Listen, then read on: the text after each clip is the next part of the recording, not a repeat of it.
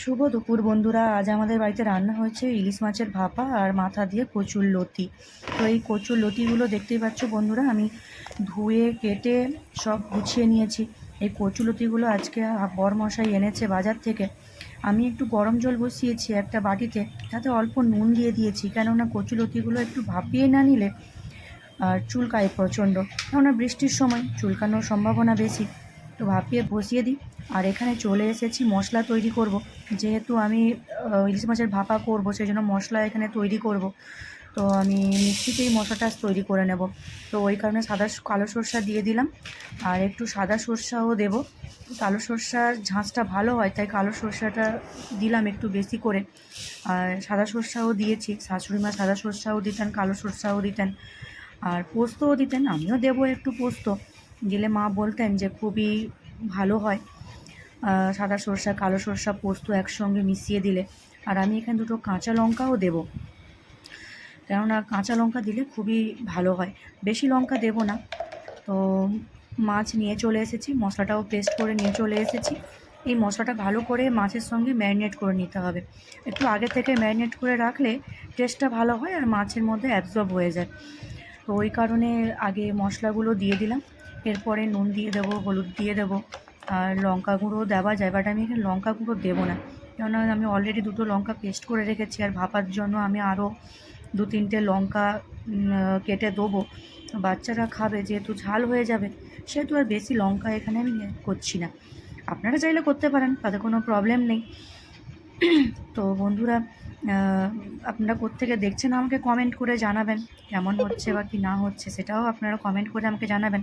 এই যে ভালো করে একটু ম্যারিনেট করে নিচ্ছি, আমি তো হাত দিয়ে করছি, অনেকে স্পুন দিয়েও করতে পারেন, তবে আমার অভ্যেস হাত দিয়েই করা। প্রথম থেকে আমি হাত দিয়েই ম্যারিনেশন করি। তো বন্ধুরা, এগুলো ভাপা বসিয়ে দেব।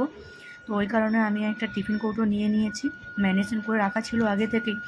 একটু অল্প ধুয়ে বাটি ধোয়া একটু জল দিয়ে দিলাম, এবার ম্যারিনেশন করতে বসিয়ে দেবো। তো এর জন্য এই যে আপনাকে আগেই বলেছিলাম আপনাদের যে একটু কাঁচা লঙ্কা দেবো 2-3টে, তো কাঁচা লঙ্কা দিয়ে দিলাম। এবার এটাকে বন্ধ করে বসিয়ে দেবো ভাপে। একটু সর্ষের তেলও দিয়ে দিলে ঝাঁঝটা ভালো হয়। আর এবারে এখানে কচুর লতিটা প্রায় হয়ে এসেছে, আমি নামিয়ে দেবো। আর এখানে ইলিশ মাছের ন্যাজা একটা ভেজে রেখেছি।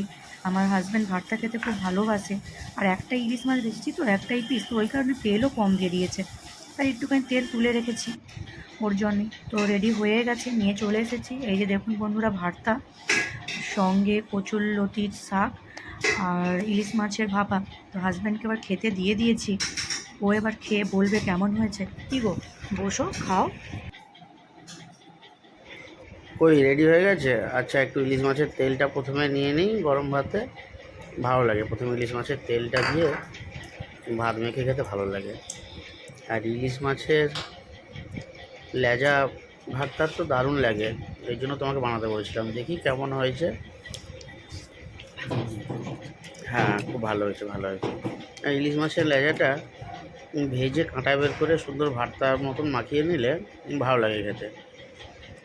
আর দেখি ইলিশ মাছের ভাপাটা কেমন হয়েছে। ইলিশ মাছটা তো দোকানদার বললো আমাকে একদম খুব ভালো ইলিশ মাছ। ভালোই। যাই হোক, এখন যে ইলিশ মাছের দাম, আর ভালো ইলিশ মাছ পাবো কিনাও ভাবছিলাম। ভালো হয়েছে। যাই হোক, আমি ভর্তাটা দিয়ে খাই, ভর্তাটা আমার খুব প্রিয়। ইলিশ মাছের ভাপা না খেলেও হবে, কিন্তু এই ভর্তাটা আমার খুব প্রিয়। আর সাথে কচুরলতি দিয়ে ইলিশ মাছের মাথা, ওটাও ট্রাই করি।